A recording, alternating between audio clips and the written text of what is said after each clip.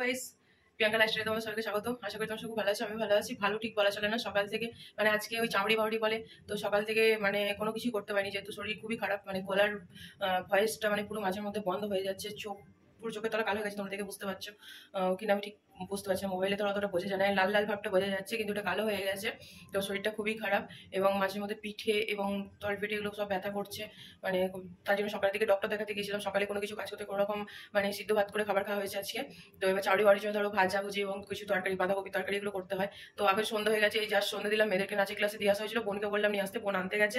তো তাই জন্যে আমি দেখো মানে সবজি বার করছি, এখানে বাঁধাকপি কাটছি, আর এইদিকে দেখো শিম, বেগুন, আলু ভাজা, মাছ ভাজা এগুলো কেটেছি। আর এইদিকে দেখো ডাল ভিজিয়ে রেখেছি পিঠে বানানোর জন্য। আর দেখো গোবিন্দভোগ চাল ভিজিয়ে রেখেছি পিঠে বানাবো বলে। কোন মেয়েকে, ছোট মেয়েকে নিয়ে এলো, বড় মেয়ে আসবে, ওর সাথে একটা বান্ধবী আসবে। তো ওদের আজকে আবদার ফিস্টি করতে হবে। ফিস্টি মানে আমি, আমার দুই মেয়ে আর মেয়ের বান্ধবী আর আমার বোন, এটাই হচ্ছে 4 জনের ফিস্টি। তো আবার ফিস্টি রান্না আছে, তার মধ্যে পিঠে করা, আবার এইসব এই চাউরি বাড়ির জন্য ধরো এই রান্নাটা করতে হবে আমাকে। তো তার জন্য ওগুলো কাটা গেছে, বাঁধাকপিটা খালি কাটবো, দিয়ে এইসব জোগাড় জান্তি করছি। আর ওই দেখো কি ওটা কি আছে ওষুধ। তো কালকে আর বলো না গাইস, কালকে রাতে মানে 4:30, ওই 4:30 থেকে 4:30-4টের সময় আমার মেয়ের এত পেটে যন্ত্রণা শুরু হয়েছে, কান্নাকাটি করতে শুরু করেছে এবং আমার নিজের শরীর খারাপ। তো তার মধ্যে কোনো রকম রাতটুকু পার করেছিলাম। তো সকালে ওকে রাখতে গিয়েছে, আমারও রক্ত দেখানো হয়েছে। তো এই যে নিউরোবিপিন টানা, নিউরোবিপিন টানতে দিয়েছিলাম বোনকে দিয়ে, সেটা নিয়ে এসে বলছে কি নিয়ে এসেছি। আর তার সঙ্গে তো আছি, এই দেখো এইগুলো তো চাই, শরীর খারাপ হোক আর যাই হোক, ওদের কি বলবো। এই যে বাবা দুটো জেলি। তো যাই হোক, ডান্স থেকে চলে এসছে, আমি এই কাজগুলো করি, আমার পিঠে বানানো, রান্না করা আছে। তো চলো দেখা যাক, পুরোটা দেখতে গেলে ভিডিওটা কন্টিনিউ করতে হবে। চলো পরে আসছি। তো গাইস দেখো বাঁধাকপিটা কেটে আমি নুন আর হলুদ দিয়ে সেদ্ধ করতে দিয়েছি, জাস্ট ওই পাউডি বাঁধার জন্য করব, আর কিছু না। তো অল্প করেই করছি। আর এদিকে আমি ভাজাভুজিটা বসিয়ে দেবো। এসেই ড্রেস চেঞ্জ করে একদম নতুন জামা পরবো, আলমারি থেকে নতুন জামা পরবো, কি হবে না নতুন। এই বাবা কি অবস্থা দেখো, মানে বাচ্চা থাকলে কি বলবো, বদমাইশি বুদ্ধি ওর। আলমারি থেকে কিনা নতুন জামা পরবো, কেন নতুন জামা পরবি, কেন কি হচ্ছে। তো দেখো ভাজাভুজিগুলো বসিয়ে দিলাম, তেল তো গরম হয়ে গেছে। তো যাই হোক, বকা জামা করে আমি সোয়েটারটা পরে ঠান্ডাতে আমার বোন বলছি কি করে ঠান্ডাতে উল্টো পাল্টা মানে জামা পরে কি করবি, ঠান্ডার মধ্যে কি হচ্ছে। গরমে আসেনি, ও বান্ধবীর সাথে আসবে ওকে নিয়ে, সেই কারণে আসেনি এখনো। কি বলতো, একসাথে সবকিছু করে গেছে, শরীরটা খারাপ, তার মধ্যে এই সকালের দিকে মানে এগুলো দুপুরে রান্না সাথে করে রাখলে কোনো ব্যাপার ছিল না, কিন্তু হয়নি, করা কি আর করবো বলো, ব্যাগ তোমার সব একসাথে। ভাজাভুজি হচ্ছে, বোন হেল্প করছে চাল বানানোর জন্য। আর এই দেখো মাছ ভাজা হয়ে যাচ্ছে, এদিকে ভাজাটাও হয়ে গেছে। মানে মিক্সির এত আওয়াজ, এদিকে চিমনি চলছে, চিমনির আওয়াজ, মানে চারিদিকে আওয়াজ। তো গাইস দেখো ভাজা কমপ্লিট। আর এদিকে বাঁধাকপিটা সেদ্ধ হয়ে গেছে, বসিয়ে দিয়েছি, গুঁড়ো মশলা দিয়েছি, আর একটুখানি আদা জাস্ট পুড়িয়ে দিয়েছি। একদম এক হাতে ক্যামেরা ধরছি, আর এক হাতে মানে এইভাবে হয় বলো, সব কিছু বিয়ে করা ক্যামেরা ধরার কেউ নেই। কেননা বোনের পাশে আছে, ওখানে কাজে লাগিয়ে দিয়েছে, চাল বাটার ইয়েতে লাগিয়ে দিয়েছে, আমরা চালটা একটু কেটে দিই, কারণ এখন বাজে 7টা বাজে। এরপর আমি পিঠে বানাবো, তারপর আবার রাতে রান্না আছে। মানে কুইক রাঁধুনি আমি, যাকে বলা যাবে সেরকম না, মোটামুটি পারি, যতটা পারি মোটামুটি পারি আর কি। এই আর কি চিতল পিঠে বানানো হচ্ছে, বানানো হয়ে গেছে, জাস্ট আর অলরেডি একটা আছে বানানো হয়ে গেছে। দেখো এতগুলো। তো ক্যামেরা ধরার মানে কাউকে পাইনি, মেয়ে এতক্ষণ এসে থাকা হলো, ওকে বললাম ক্যামেরাটা একটু ধরো, আবার বকুকে শোয়াতে গিয়েছিল, বকুকে খাবার খাইয়ে শুয়ে দিল। তো ওইভাবে নেই। তো এদিকে কড়াই গরম হয়ে গেছে, কড়াইয়ে তেল দিয়েছি মালপোয়া ভাজবো বলে। তো দেখো মালপোয়ার ব্যাটারটা আমি পুরো রেডি করে নিয়েছি, এই যে তেলটা একটু গরম হোক, দিয়ে মালপোয়াটা ভাজবো। দেখো ওইদিকে মালপোয়া হচ্ছে, ওইদিকে তো চিতল পিঠাগুলো হয়ে গেছে, পাটিসাপটা ব্যাটারটা রেডি করে রেখেছি। মানে কোন দিকে কি করবো ভেবে পাচ্ছি না। এদিকে যদি মানে একটা ছেড়ে দিয়ে অন্য কিছু করতে যাবে আবার পুড়ে যাবে, তাড়াহুড়ো মাঝে কেমন হচ্ছে জানি না।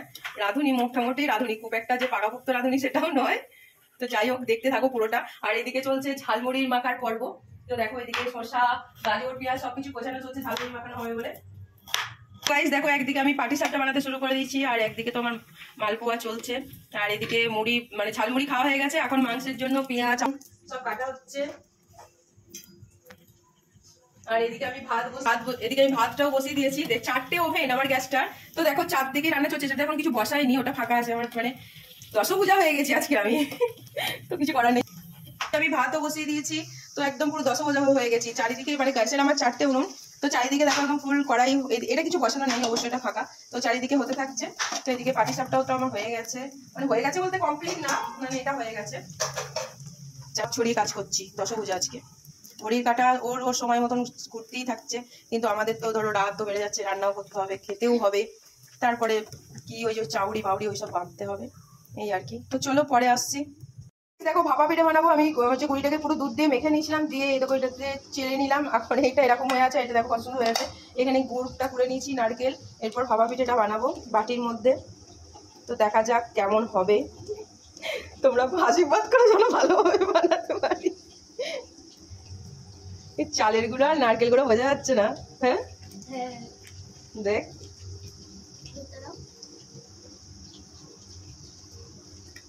ভালো হবে তো গাইস?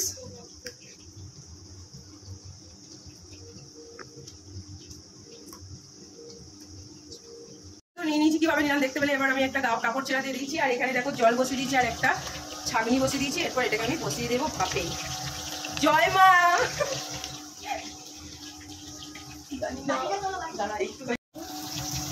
তো গাইস দেখো বাটিটা তুলছি, জানি না কেমন হবে। কি সুন্দর হয়েছে। হ্যাঁ এবার এটা ঢাকা দিয়ে দাও। একদিকে পিঠা হচ্ছে, আর একদিকে দেখো মাংসের জন্য আমি বসিয়ে দিচ্ছি কড়াই। এতে আমি তেজপাতা অল্প একটু জিরে দিলাম। আমার চিকেন করলে আমি একটু জিরে দিতে মন যায়। তো যাই হোক, আলুটা ভাজা হয়ে গেছে। এ দেখি সর, দেখি চিকেন আলুটা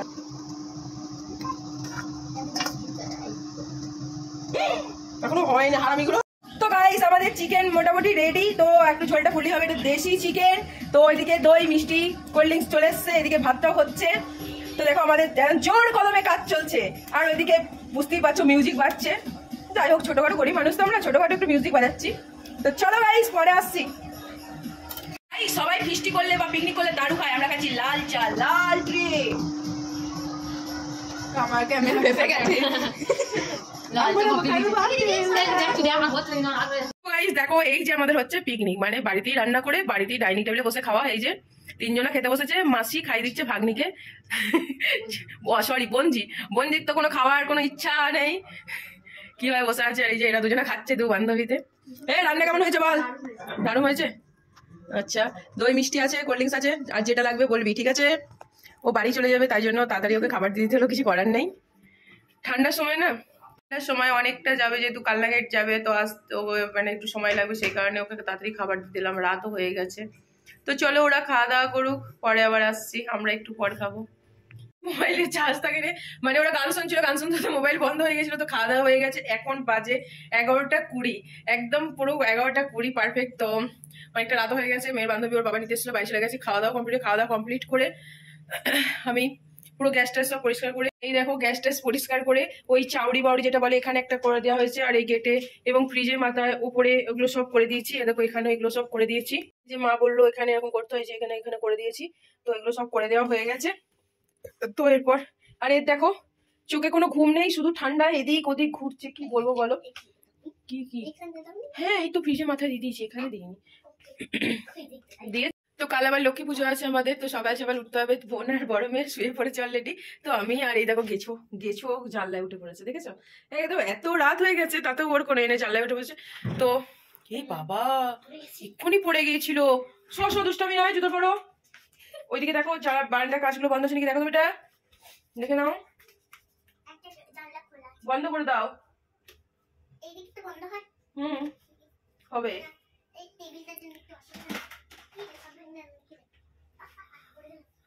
তো যাই হোক, মানে কি বলতো, যত রাত বাজছে ঠান্ডা বাজছে, চারিদিকে এত মাইকের আওয়াজ, এত গান বাজছে, মানে সব ওই মকর সংক্রান্তি আছে না, তো সেই কারণে সব গান বাজাচ্ছে। তো চলো গাইস, আজকে ভিডিওটা এখানে, ভিডিওটা ভালো লাইক কমেন্ট শেয়ার সাবস্ক্রাইব অবশ্যই করবে।